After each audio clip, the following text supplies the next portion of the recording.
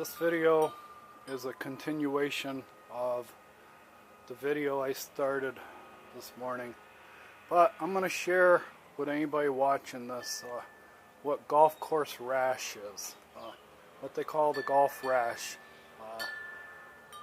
The people who live on Sundance golf course, who border the course, put up with incursions onto their private property all day long, every day. Not only do they have to worry about broken windows because of tee boxes that are antiquated.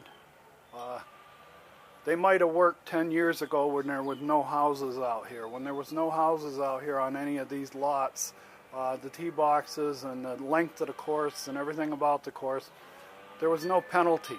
If somebody hit a ball on a lot, they just came and walked up on it. That was the protocol. That protocol still exists today at Sundance Golf Course. Now you've got people who had houses on lots, people with landscaping on lots, people who need security for their lot, and the protocol that evolved or started 15 years ago where you're allowed to walk on any lot you want out here. You can play grip it and rip golf all day long, and if the ball goes on somebody's lot, you got the full privilege. That's the tribal knowledge about Sundance. The tribal knowledge of Sundance is if a ball lands on somebody's lot, it's our ball. We have a right to go and get it. Most of the people there are snowbirds anyway. They're not home, so it isn't going to hurt us to walk on there. And the golf management supports that. They know it exists. They have people complaining to them all day long about people walking on their lots, breaking their windows, and all they can say to you is their get out of jail free card is you bought a house on a golf course. It's your fault you have a broken window. If you hadn't bought a house on a golf course, you wouldn't have a broken window. Well, broken windows aren't the only problem. There's also the golf ball hitting people and injuring them. I have children that come over and visit me.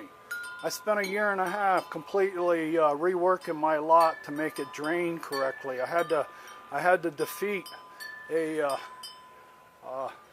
catch basin that was installed on my lot by the builder.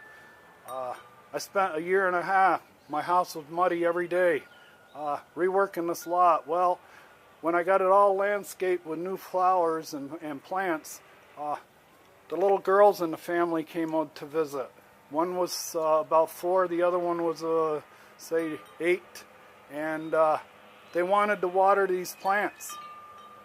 Well, they're watering plants less than 50 yards from a tee box where you have people playing golf that have never played golf before. 50 yards away from these children and just off the flight line of the ball, are 2 children sharing a can trying to water plants.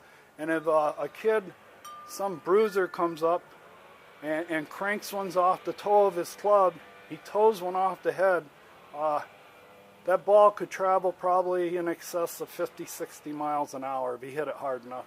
And there, 50 yards away, less than 50 yards away, are 2 children. All right? Try to imagine or try to get sensitized to that. This goes on daily. We don't have a problem with the morning crowd. You just saw Charlie Waters par the hole. That's the type of people that play Sundance in the morning. They have a laser, repeatable swing. Charlie hit the middle of the green, it stopped, he made his par. Okay, that's the group in the morning. And the group in the afternoon, and I hope to have a lot of video of it, is totally different. You've got people walking on that tee box that club is a missile launcher. They've never held a missile launcher in their life. They have no clue how to get that missile from the tee box onto the green. They stand over that ball staring at it for a half an hour, afraid to move, trying to think of all the things they're supposed to do. Keep their head down, do this, do that, bop, bop, bop, bop, bop, bop. They're so confused. And finally, when they pull the trigger, the ball can go anywhere. That ball's a wild card. I'm trying to get that across to everybody. Now, I have a little bit of time left. I'm going to share with you what I go through with incursions onto private property here, because they insist on having that tee box as close to my property as they can. Day in, day out, I got balls up here, and I deal with the next story. About a month and a half, 2 months ago, I was standing right here raking some rocks. I had to do a little work on the drainage, and right about here inside the line, I heard a ball hit. It hit less than 25 feet from me, and I didn't hear a 4. There was no 4.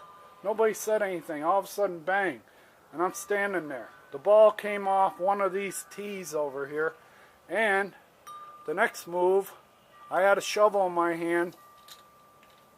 The next move was a cart pulls up to that tree, and the kid who hit the ball, and I'm going to say from my experience playing golf, he didn't have a clue. He was with an older gentleman that had an ASU sweatshirt on, and the guy pulled up, he goes, "Go get your ball." So the kid walked up. As he was walking up, the ball is clearly 10, 15 feet inside the rocks, the property line. It's private property. So I held up my hand to him, and the kid he waves back at me, and I go, no, you have to stay off. This is private property. That's golf course. This is private property. So he was stunned. He didn't know what to do. It's the first time in his life probably somebody ever said no to him. Okay? So he starts walking down back down to the cart, kind of confused and wondering what happened. And the older gentleman with the ASU shirt goes, "Where's your ball?" And he goes, "The guy told me I can't go on to private property. I didn't get it." Well, you want to talk about a knee-jerk reaction? That guy came out of that cart on a dead run and screamed up to me, "Who the expletive, who the F do you think you are? How about if I come up and effing take your effing head off? Expletive effing, all right?" And he come rushing up to the property line. Now I'm standing right where that white stake is with a shovel in my hand, and I've got two golfers. One's about 24, the other one's 45 to 50, and they're both challenging me. And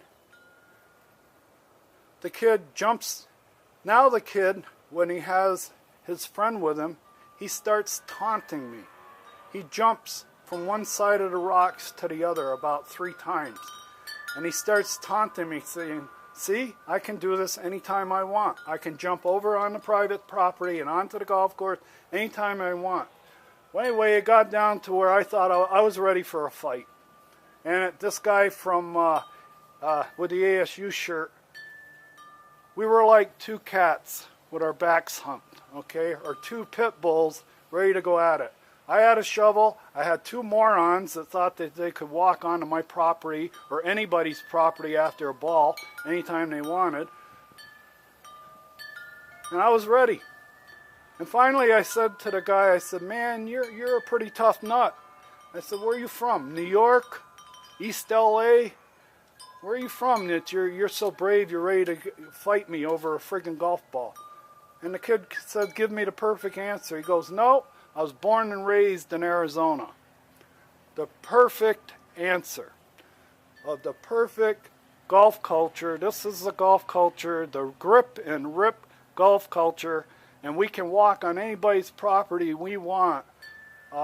This is the protocol on Sundance. It exists today the way it existed 10, 14 years ago when they first built this place. There's only about 50 to 75 feet between those plants and the cart path. You can't believe how fast a golfer can make it from that cart path onto my property. Well, anyway, they got in the car. I called up Andy. I more or less bled all over Andy verbally for about an hour, and thank God Andy was very patient and gracious, and he listened. But I'm trying to get a sensitivity to you. As far as I'm concerned, your long-range planning for this golf course, if you want to be responsible golf course management, is to take that whole tee box thing and move it to the other side of the lake. That little harbor you have right there, the tee box is illegal anyway. It has no birth certificate. There's no legal, except for the Cobb job they did 4 years ago where they recertified it, and Woody Scouten didn't certify it as being built per the original plan. When he certified the plan they came up with, the Cobb job, all he put down was, I endorse the concept. I endorse the concept. He didn't say this is being built legally per the original document that he called out in a document a year and a half earlier. And a year and a half earlier, he called out in a document to restore the drain and the catch basin per the original control documents. That's the original documents for grading and utility documents. The utility plan, the grading plan. But anyway, I'm going to stop for now. But I'm trying, I'm going to get this out on YouTube.